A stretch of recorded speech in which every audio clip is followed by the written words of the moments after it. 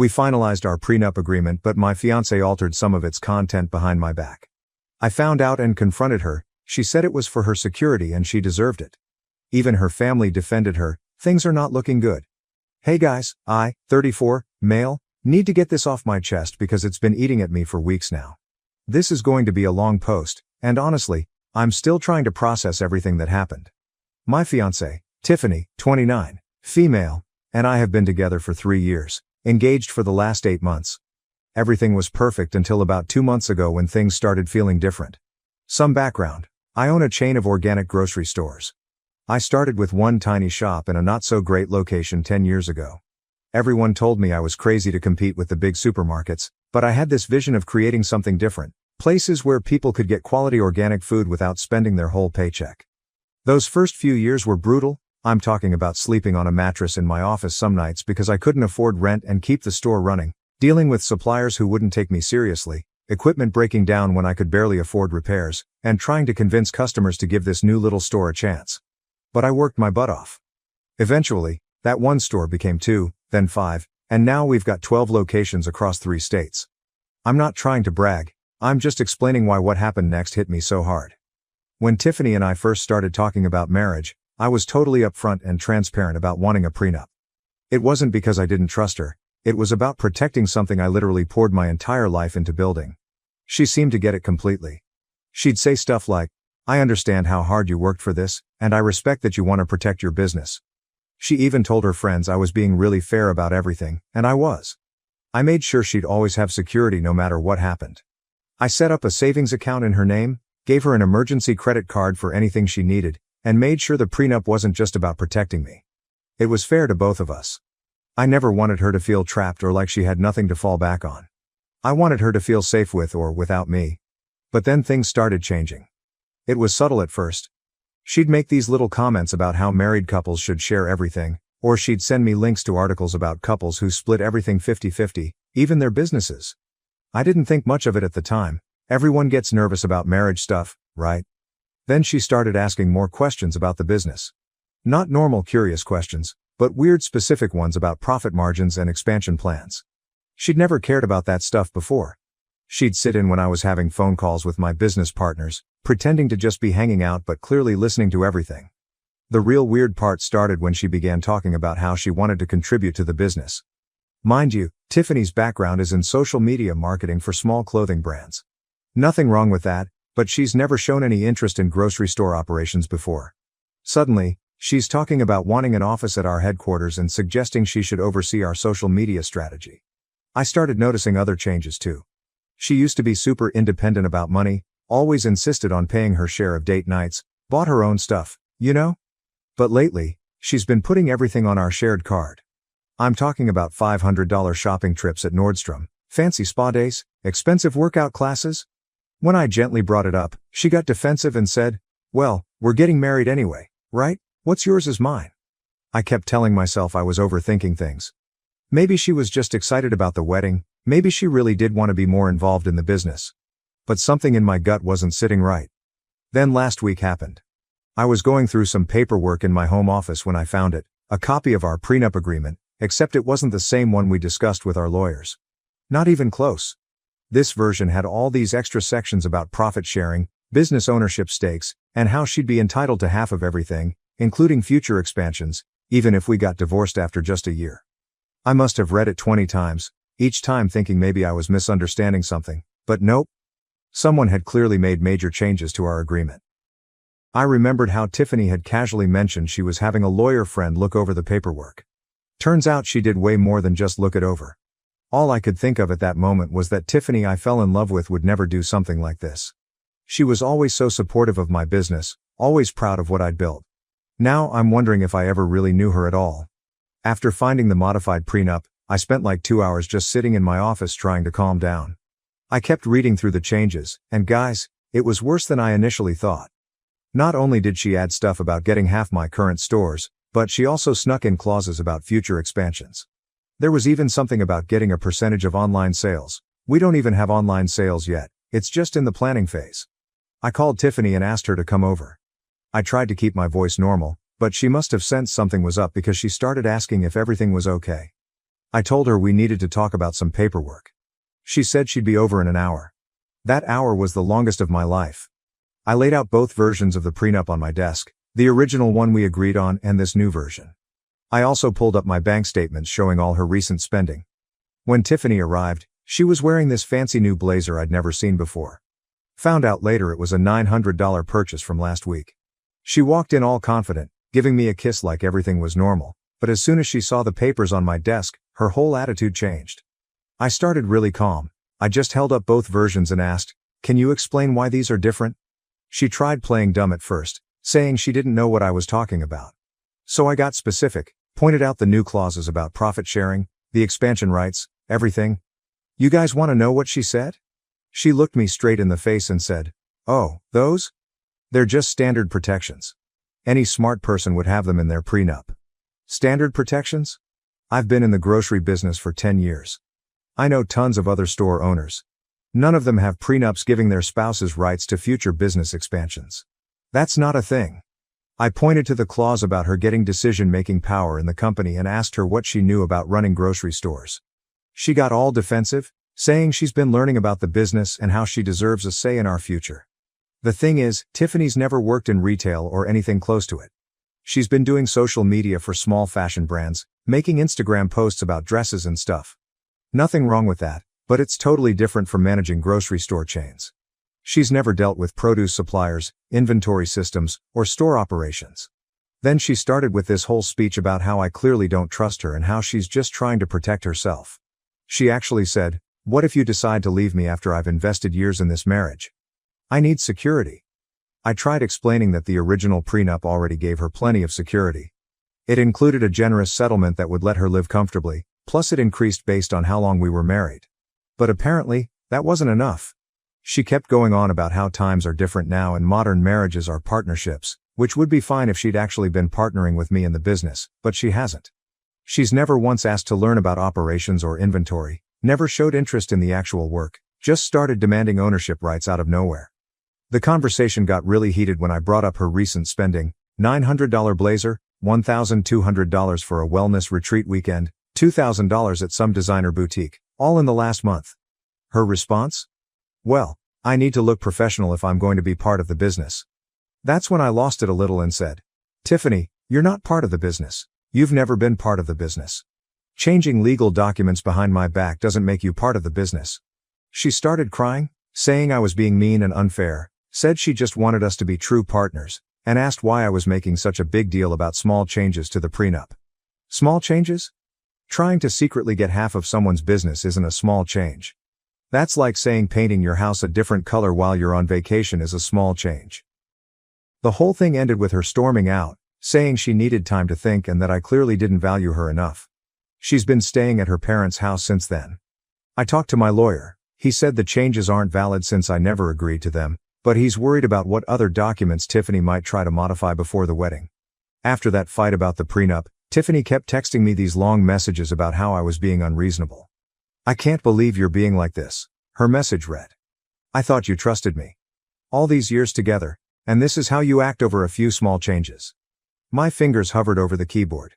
Trust goes both ways, Tiffany. You altered legal documents without telling me. How is that okay? They're just small changes. 3 dots appeared, disappeared, then another message popped up. That's when she dropped the bomb. "Mark said every smart woman does this before marriage. At least someone is looking out for my interests." I sat back in my office chair, pinching the bridge of my nose. Mark, of course, her brother, who drifted back into town 3 months ago, trailing the debris of 3 failed marriages and a resume of 6-month jobs like toilet paper stuck to his shoe. Before I could respond, my office door burst open. Amy, my assistant, rushed in behind Tiffany, her face flushed. "I'm so sorry, sir. I told her you were in the middle of..." Tiffany stood in the doorway, her blonde hair disheveled, eyes blazing. Across from my desk, my biggest supplier turned in his chair with raised eyebrows. "We need to talk about this now," Tiffany announced, her voice echoing off the windows. "You can't just ignore me because you're mad about the prenup." The color drained from my face. "Tiffany, I'm in a meeting." "Oh, I'm sorry," she said, not sounding sorry at all. "Am I interrupting business?" She spat the word like it was poison. I turned to the chant, who was already gathering his papers. I am so sorry about this. Perhaps we could reschedule for tomorrow. After he left, I closed the door and turned to Tiffany. What were you thinking? You can't just burst into business meetings. She tossed her purse onto a chair. Oh, so now I can't even come to my future business? Mark says I need to start asserting myself more. The mention of her brother's name made my jaw clench. This isn't your business, Tiffany. And why are you taking advice from Mark? He's never run anything successful in his life. Don't you dare talk about my brother like that. She stepped closer, jabbing a finger at my chest. He's been through divorces. He knows how men like you operate. I stepped back, stunned. Men like me? What's that supposed to mean? You know exactly what it means. She crossed her arms. Businessmen who think they can control everything with money. Mark told me all about guys like you.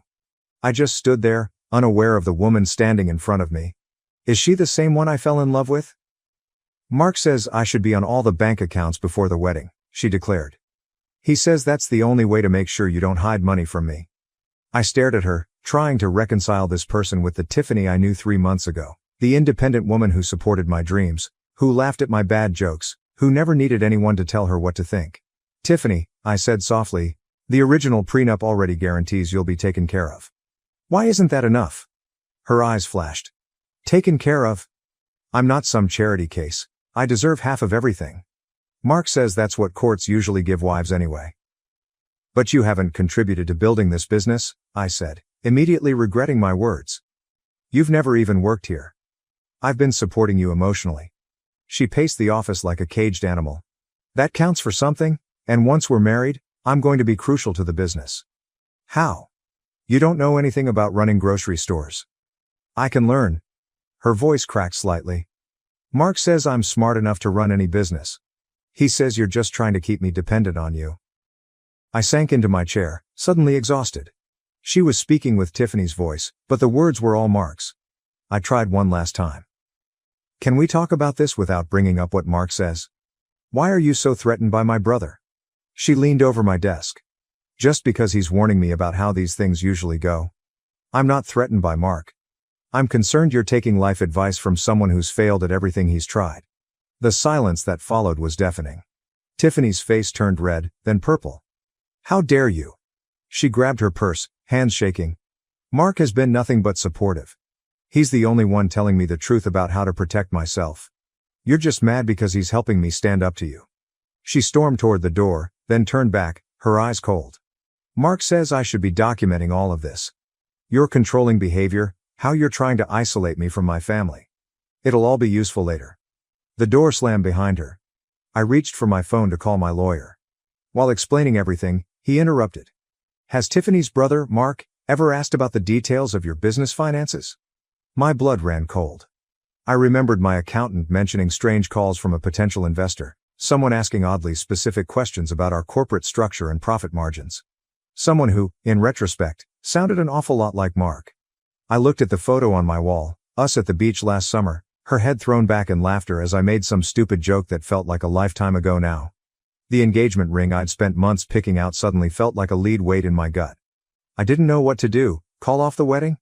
Try to wait out Mark's influence? Every option felt wrong, like I was either giving up too easily or being naive and hoping things would magically go back to normal.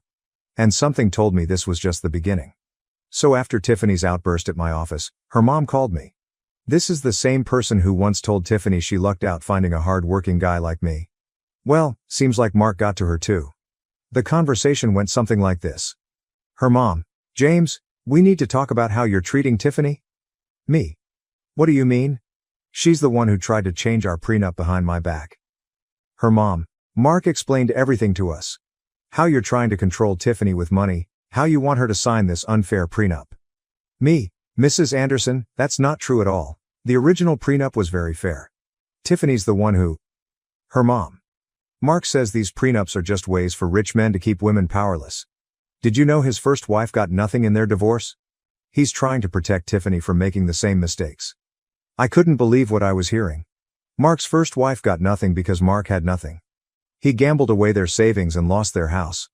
How is that even comparable to my situation? But it got worse. Tiffany's dad, who used to go fishing with me and treated me like a son, sent me this text. Very disappointed in you, James. We thought you were different. Mark showed us the prenup you're trying to force on Tiffany, making her sign away all her rights. That's not what we raised our daughter for. I tried explaining that they had it backwards, that Tiffany was the one who changed things without telling me, but they wouldn't listen. According to them, I was just proving Mark right by refusing to share with their daughter. The next day, I got a group text from Tiffany's cousins. These are people I've spent holidays with, helped move apartments, even hired one of them at one of my stores. The message said, "We always knew there was something off about you. Mark was right. You're just another greedy businessman trying to take advantage of our family. Tiffany deserves better." I replied, "You guys remember when Mark borrowed $5,000 from your aunt for his foolproof business idea last year? Did he ever pay that back?" They left the group chat. I decided to do some digging. Turns out Mark has been having family meetings without me. He's been telling everyone stories about his divorces, painting himself as the victim of gold-digging wives who took everything. Again, how do you take everything from someone who has nothing? He's convinced Tiffany's whole family that all successful business owners are manipulative and will eventually abandon their wives. He's been using his own failed marriages as proof that Tiffany needs to protect herself by taking as much as she can now. The worst part? Tiffany seems to believe every word. She even posted on Facebook, "Sometimes people show their true colors when money is involved. So grateful for my brother's wisdom and guidance. Some men will never understand that marriage means sharing everything." I responded, "Does that include sharing the truth about changing legal documents behind your partner's back?" She blocked me. That was it for me. I decided to talk to Mark face to face. Found out he was staying at some extended stay motel. I texted him asking to meet at a coffee shop nearby. I walked into the coffee shop, spotting Mark at a corner table. He's already smirking as I approach, like he's won some game I didn't know we were playing. "Thanks for meeting me," I say, sliding into the seat across from him. Mark leaned back, that smirk still plastered on his face. "Hey, future brother-in-law." He pauses, tilting his head. "Or maybe not, the way things are going." "Cut the act, Mark." The words come out sharper than I intended. "I know what you've been doing." "Doing?" He spreads his hands innocently. "I'm just looking out for my baby sister. By telling her to change legal documents behind my back. By calling my office pretending to be an investor." He doesn't even try to deny it, just sits there, that insufferable smugness radiating from him. Can't blame a guy for doing his research. Someone's gotta watch out for Tiffany's interests. I take a deep breath, trying to keep my voice level. She had interests before you showed up. A career, independence, plans of her own. Now she's just parroting your divorce stories. I'm teaching her how the real world works. His voice hardens. "You think you can just lock up all your assets and leave her with nothing? The original prenup was more than fair. You know that. You had your lawyer friend look at it." Something shifts in his expression, like a mask slipping. "Fair. Please." He leans forward. "I've seen your company's numbers. Tiffany deserves at least 75% for putting up with you. These grocery stores, they're basically a gold mine." My coffee cup freezes halfway to my mouth. "How did you see my company's numbers?" He blinks, catching himself. "Oh, Tiffany might have left some papers lying around." "So what's your real game here, Mark?" The pieces are starting to fall into place, using Tiffany to get what you couldn't get from your own marriages. His face flushes red. "You don't know anything about my marriages. Those women took everything." "Took what?" "The gambling debts? The maxed out credit cards? The failed business ideas?" His fist slams against the table, making our cups rattle. "You think you're so much better than me because you got lucky with some stores? I could run circles around your business if I had the chance." Then he says it, the words that make everything click. "Tiffany already promised me a position in the company once she gets her share." I stare at him, the truth finally clear. "So that's what this is about. You're not protecting Tiffany, you're using her to get yourself a paycheck." "She's family," he spits back. "Family takes care of each other, unlike you, trying to keep everything for yourself. The only person trying to take everything is you. Does Tiffany know about your plan?" His expression flickers. "Tiffany understands that I'll be a valuable asset to the company. I've got experience." "Experience in what? Losing other people's money?" His face darkens. "You think you're so smart? Wait until Tiffany tells everyone how you verbally abused her during this conversation, how you threatened her brother, how you're trying to isolate her from her family." I reach for my phone, placing it on the table. "You mean this conversation? I've been recording." The color drains from his face, then floods back in an angry rush. He starts shouting about recording laws, but I can see the panic in his eyes. He stands up so quickly, his chair scrapes against the floor. You've just made a huge mistake. Tiffany will never believe you over me. He leans down. And once she gets her share of the business, you'll be begging me for a job. As he storms out, I'm already sending the recording to my lawyer. The next morning, my phone lights up with texts from Tiffany. How dare you threaten my brother? Mark was right about you all along. You're just jealous because he understands business better than you. I don't respond, just forward them to my lawyer and wait for what comes next. The day after, Tiffany showed up at my house unannounced. She still had her key and just walked in while I was working from home. The moment I saw her face, I knew this wasn't going to be a discussion. She was beyond angry about me recording her brother, but what struck me most was how she seemed like a completely different person from the woman I'd fallen in love with. I tried showing her the recording of Mark admitting his plans for a cushy job in my company, but she refused to even listen. It was like watching someone in denial about a basic truth. The more evidence I presented, the harder she fought against it. Her face went through this range of emotions when I played it. Anyway, when I brought up the security footage of Mark going through my office and the business documents she'd been sending him, she turned it around on me. Suddenly, I was the bad guy for having security cameras in my own office. The fact that they were stealing private business documents didn't matter to her. In her mind, being engaged meant everything I owned was already partly hers. The most heartbreaking moment was when we talked about how she'd changed since Mark came back into her life. Before him, she'd never shown any interest in running grocery stores or understanding business operations, but now she was claiming she deserved 75% of everything because of her emotional contribution. It wasn't even her talking anymore, every sentence started with Mark says. She'd lost her own voice completely. She started showing me texts about divorce lawyers before we were even married. She'd been planning our divorce while we were still planning our wedding. The woman I'd trusted enough to propose to was actively plotting how to take my business apart. She didn't even seem to understand why this was wrong. In her mind, it was just being smart about her future. She even said, I need to ensure I'm secured. As if I didn't give her security from the start. When she finally left, she wasn't the same person who'd walked in. The Tiffany I knew and loved was gone, replaced by someone who saw our relationship as nothing more than a business opportunity. She'd chosen to believe Mark's twisted view of marriage and business over everything we'd built together. That night, as her family bombarded me with messages about being controlling and having hidden cameras, I realized how much Tiffany changed. She had gone from someone who valued trust and independence to someone who thought it was okay to share confidential business information with my competitors just because we were engaged. The next morning, when I found out about her meeting with my competitor, I knew it was truly over. It wasn't just about ending an engagement anymore. It was about accepting that the person I loved had been completely transformed by her brother's toxic influence. The trust was gone, and without trust, there was nothing left to save.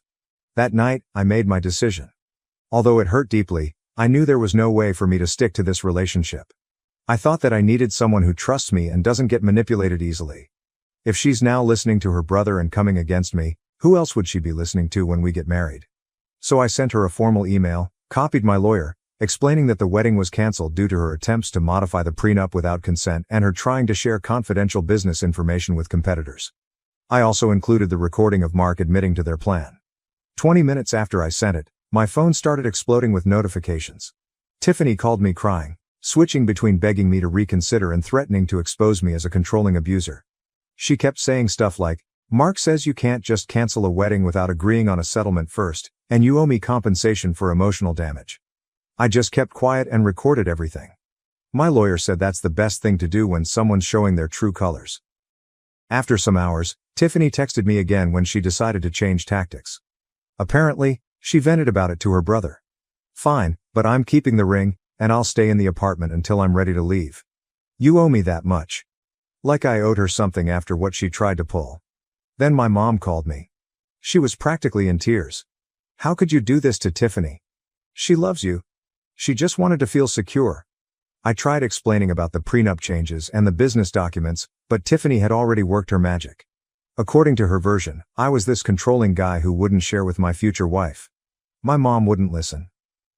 At first, Tiffany told us everything about how you're trying to leave her with nothing. Mark explained to us how these prenups work. I had to go to my parents' house with my laptop and show them everything, the recordings, the modified prenup, all of it. My mom got real quiet after that, but Tiffany wasn't done. Not even close. Remember that emergency credit card I gave her last year? The one that was supposed to be for actual emergencies? She went on the craziest shopping spree I've ever seen. 3 days. That's all it took for her to rack up almost $122,000 in charges. When I saw the charges coming in, I called her immediately. You know what she said? I deserve nice things after everything I've done for you. I've invested too much time in this relationship to walk away with nothing. When I reminded her the card was for emergencies, she laughed, actually laughed, and said I should have been more specific about what counted as an emergency. That was it for me. While she was still on the call, I pulled up my banking app and canceled the card on the spot. No warning, no discussion, just done. She went dead silent for a second, then lost it, demanding to know how I could do this to her after everything. But at that point, I wasn't about to keep funding her definition of an emergency. My lawyer says we'll get the ring back. It's legally a conditional gift for marriage in our state. The apartment might take longer because tenant rights are complicated, even though she's not on the lease. Everything was a total mess. My head was spinning, and all I wanted was for this nightmare to end. But things took another turn a couple of weeks after the breakup when Emily, Tiffany's sister, found Mark's laptop while helping him with some job applications. What she found instead was this detailed plan he'd written out, basically a step-by-step guide on how to scam me using Tiffany. We're talking spreadsheets with timelines, planned divorce dates, even calculations of how much money he expected to get from my business. Emily showed everything to their parents first. The documents proved Mark had been planning this for months before he even moved back to town. He'd researched my business, figured out which locations were most profitable, even made notes about which family members he needed to convince first. Tiffany was just his puppet, and he'd spent months pulling her strings. Emily even found Mark's text messages with some guy who turned out to be a fake lawyer. They were discussing how to manipulate Tiffany with gems like, "She's too trusting, this will be easy," and "Once she's married, we can push for majority control." Mark had even promised this guy a percentage of what they thought they'd get from my business. When Tiffany finally saw all this evidence, something cracked. Emily told me she spent 3 days locked in her room reading through everything. All those business ideas Mark claimed he lost to his ex-wives? Total lies. His failed marriages weren't because his wives took everything, they left because he kept trying to scam their families. Tiffany showed up at my office last week. Security called me because she was crying in the parking lot. When I went down there, she looked terrible, like she hadn't slept in days. She kept saying she didn't know and she was so sorry, and could we please talk about fixing this? I'll admit, for a second, I felt bad for her. Then she said, "I've learned my lesson, we can do the original prenup now. I won't ask for any of the business stuff." That's when I realized she still didn't get it. This wasn't about the prenup anymore. This was about trust and who she really was. I told her, "Tiffany, you didn't just try to take my business. You betrayed my trust, shared confidential information with competitors, maxed out my credit card, and tried to turn my whole family against me. Mark might have manipulated you, but you chose to go along with it." She started crying harder, saying she'd been scared of ending up like Mark's ex-wives, that he'd convinced her all successful men hide their assets and she needed to strike first. She actually thought she was protecting herself by trying to scam me. The conversation ended with her saying something that showed she still didn't really understand. "But I gave up so much for you. I deserve another chance."